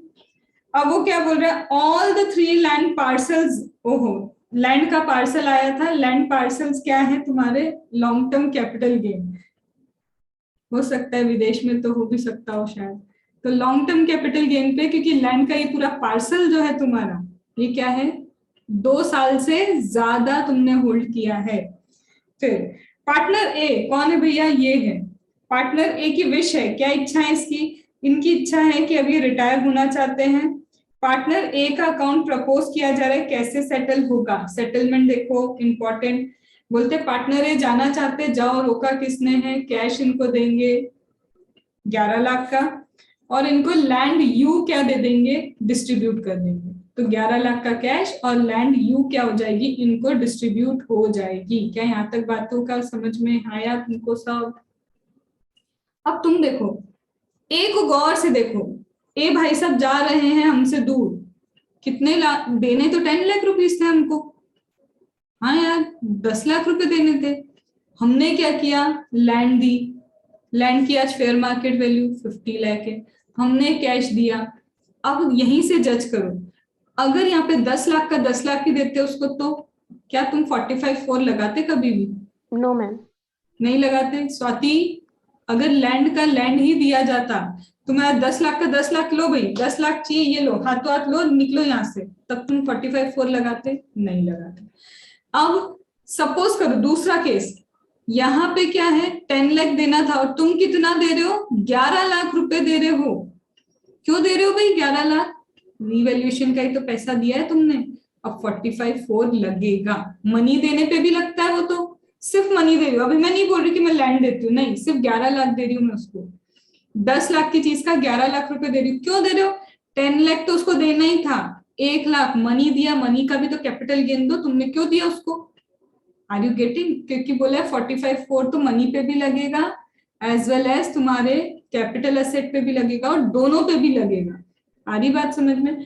अब जिंदगी फिर पलटने वाली है। अब क्या हो रहा है, हम तो कैश भी देंगे, हम तो लैंड भी देंगे, तो फिर से 45(4) लगेगा। ठीक है, अब मैं एक चीज ही कैंसिल कर देती हूँ। क्या कैंसिल कर रही हूँ? हम कैंसिल करते हैं, ये रिकंस्टिट्यूशन नहीं है, ये डिसोल्यूशन हो रहा है। अरे री री री री, डिसोल्यूशन हो रहा है तो क्या 45(4) लगाओगे? No ma'am. क्यों नहीं लगाओगे? क्योंकि अरे तुम अलग हो रहे हो, अभी के अभी हिसाब होगा। तो वहां पे 45(4) में लिखो, डिसोल्यूशन में तो हाथों हाथ हिसाब होता है, बात के लिए कुछ भी नहीं है, तो काय का कैपिटल गेन इसका कैलकुलेशन होगा, अभी के अभी सब खत्म हो जाएगा। तो हम सारी एसेट चली जाएंगी तो इसलिए भी नहीं होगा ना। तो वही ना, सब खत्म, बचा ही नहीं कुछ। फर्म इस दुनिया में नहीं रही तो फर्म से क्या रिकवरी लोगे तुम? तो सब अभी के अभी खत्म करके जाओ, ठीक है? लिख लिया? कंफ्यूज मत हो ना, ये लॉजिक याद रखना, सबके लॉजिक है भाई, ऐसे ही नहीं है, सब अकाउंट का ही है। तुमको अकाउंटिंग टर्म लेके बस उसमें डीटी बता दिया कि इसका टैक्स ऐसे लगेगा, और कुछ भी नहीं इसमें। अभी छोटा सा मैं अब तुमको इसका रिवीजन सिर्फ 2 मिनट में करवा दूंगी, जिसको इतना लंबा खींचा है अपन ने। अब दोनों जा रहे हैं मैम, हाँ, कैश भी जा रहा है, लैंड भी जा रहा है। अब सुनना ध्यान से मैम, जो लैंड सच में जा रही है, आंखों के सामने दिख रही है, यू वाली लैंड जाती हुई दिख रही है तुमको? मेरे को तो दिख रही है। अगर आंखों के सामने यू वाली लैंड जाती हुई दिख रही है, तो इस पे कौन सा सेक्शन लगाओगे? बोलो, फर्म किस सेक्शन में टैक्स पे करेगी इस पे, जो लैंड सच में जा रही है? 45। मेहताब 9B, 9B में टैक्स पे करेगी ना, जब सच में एसेट जा रही है तो 9B में टैक्सेबल होता है। Yes ma'am, yes. Yes ma'am, yes ma'am. अब ये एसेट गई क्या तुम्हारी? ये देखो, गौर से देखो, एसओटी जा रहा है, एसओटी तो मुझे जाता हुआ नहीं दिख रहा, पर इसका रिवैल्यूएशन तो हुआ है। 10 लाख की चीज 70 लाख पे आई, आई कि नहीं आई? आई।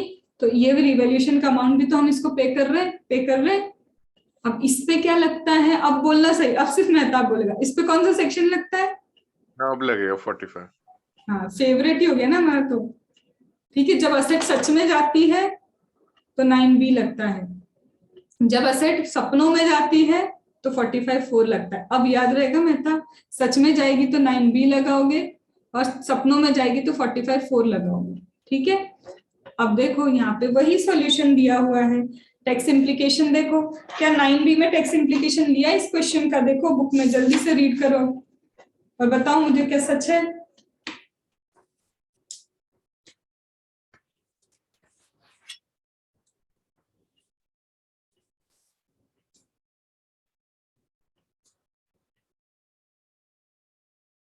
सही है?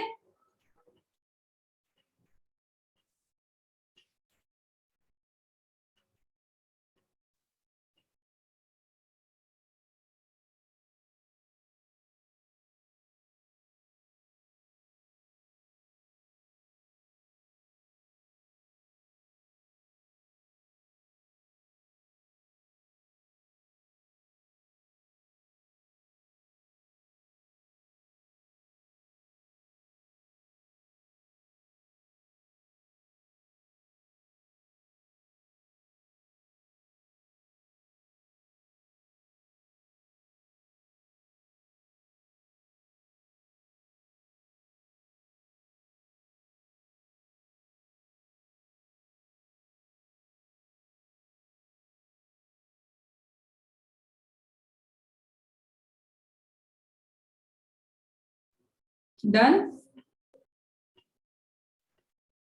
क्या 9B देख लिया तुमने?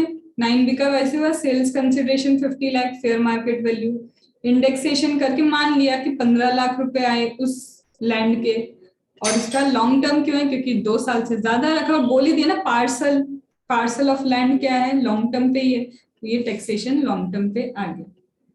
डी में क्या दिया है? डी में देखो, तुमको अकाउंटिंग ट्रीटमेंट तो नहीं बता के रखी, डी पढ़ो, जो अभी अपन इतनी देर से पढ़े जा रहे थे, वही अकाउंटिंग ट्रीटमेंट दे के रखी, पढ़ो।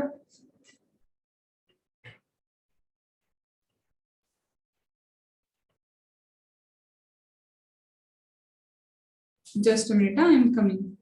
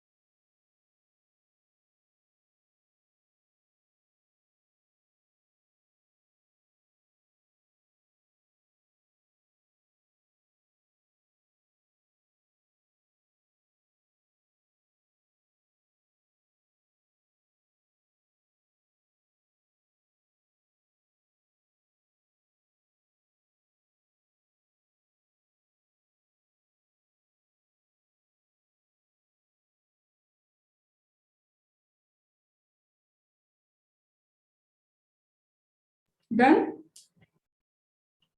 हो गया? क्या ये अकाउंटिंग ट्रीटमेंट समझ में आया पढ़ के? आया? फिर इसके बाद देखो 45(4) का कहीं वही टैक्स इम्प्लीकेशन तो नहीं है? बची कुची जो असेट्स हैं उस पर तो टैक्स लेंगे। तुमने क्या क्या बांटा उसको? 11 लाख कैश बांटा, फेयर मार्केट वैल्यू 50 लाख की बांटी, और कैपिटल असेट का देना तो तुमको कैपिटल अकाउंट का 21 लाख रुपए ही था, 40 लाख पे फिर क्या लिया उसने? टैक्स लिया। अब सुनना एक मिनट, इधर देखो, 40 लाख का ये कैपिटल गेन, तुम इधर आओ एफ वाले पॉइंट में, कहीं जो असेट जितनी रीवैल्यू हुई थी उसके हिसाब से इक्वली डिस्ट्रीब्यूट तो नहीं कर दिया? असेट रीवैल्यू बची कुची कितने पे होती? 70 लाख 70 लाख, मतलब 1:1 हो गया। 70 लाख 70 लाख 1:1 हुआ। तुम देखो क्या 40 लाख को 20 लाख ऐड कर दिए वापस कॉस्ट ऑफ एक्विजिशन में एफ नंबर के पॉइंट में, तो वही दिया है। जल्दी से ई एन एफ बी, अब रीडिंग वाला पार्ट पर चेक करो, रीडिंग।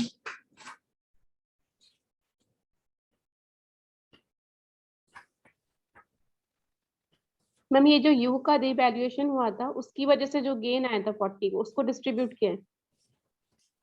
यू तो तुमने डिस्ट्रीब्यूट कर दी उस वक्त, तो फर्म ने एक्चुअल में उसका कैपिटल गेन पे कर दिया क्योंकि वो एक्चुअल ट्रांसफर था। बची हुई एसेट ट्रांसफर नहीं, उसका भी गेन ले रहे हैं वो अभी के। क्यों? क्योंकि जो एसेट आज तक 10 लाख की थी तुमको अलाउ कर दिया ना कि उसको फेयर मार्केट पे रीवैल्यू कर लो, तो ऑटोमेटिक तुमको गेन तो हो चुका है। देखा जाए पैसा नहीं आया पर तुमको बुक करने को तो मिल गया, तो उसके हिसाब से ये अभी के भी गेन लेने की कोशिश कर रहे तुमसे। समझ में? मैम ये 40 तो है तो यू का ना मैम? नहीं तुमको तो कैपिटल अकाउंट का सिर्फ 21 लाख देना था ना प्रियंका? Yes ma'am. ठीक है, तो वो 21 लाख देना था कैपिटल अकाउंट का, तुम ज्यादा क्यों दे रहे हो? ओके। तो ज्यादा इसलिए दे रहे हो, लैंड के फॉर्म में दे रहे हो, उसको मत देखो। ज्यादा इसलिए दे रहे हो उसका जितना रिवैल्यूएशन का पीएसआर आया होगा उसके कारण ही तो ये ऊपर का अमाउंट तुम उसको किसी भी फॉर्म में पे कर रहे हो। तो जो एक्चुअल में असेट बांटी उसका तो कैपिटल गेन ले ही लिया उन्होंने, पर जो असेट नहीं बटी उसका रिवैल्यूएशन का गेन ले रहे हैं। आया समझ में? ओके। इसको आज कंपलसरी रीड करके लॉजिक वाइज फिर से सोच के देखना, हो सकता है कल फिर डाउट आ जाए। कल कैपिटल गेन, ठीक है, क्लोज। परसों से असेसमेंट प्रोसीजर स्टार्ट।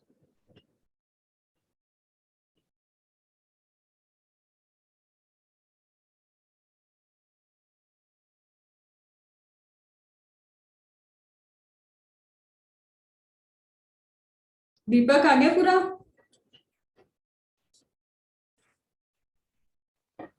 मैम ये 2020 कैसा है? वही 40 लाख रुपए का तुमने आज ही कैपिटल गेन पे किया ना। हम बोलेंगे नहीं ट्रांसफर नहीं हुआ था, हमसे एक्स्ट्रा पे कैपिटल गेन क्यों लिया? ये तो रिवैल्यूएशन करने के कारण हमने क्या दिया उसको, 21 लाख की जगह इतना पैसा दिया। तो बोलेगा हमको उससे मतलब नहीं, हम तुमको जितना टैक्स पे कर रहे हो तुम्हारी कॉस्ट ऑफ एक्विजिशन में ऐड करवा देंगे। तो 40 लाख तुमने टैक्स पे किया, अब कॉस्ट ऑफ एक्विजिशन में ऐड होगा रीवैल्यूएशन के हिसाब से। तो रिवैल्यूएशन देखो, एसओटी लैंड का 70 लाख पे हुआ, इक्वल रिवैल्यूएशन हुआ, तो 1:1 में डिस्ट्रीब्यूट हो गया, तो इसलिए वो 2020 लग गया। ठीक है, फिर इसके बाद जी ये वाले अब तुम पढ़ सकते हो। ये जो जो मैंने एक एक कॉन्सेप्ट बोले ना ये वही चीजें। तो अभी जी वाला ये पूरा तुम एफ तक आके मुझसे पूछ लो, कहीं भी कोई डाउट आ रहा है तो सुकून शांति से पढ़ लो, घड़ी मत देखना कि 8:15 हो रही है हमको तो छुट्टी चाहिए, नहीं, पढ़ो ढंग से उसको।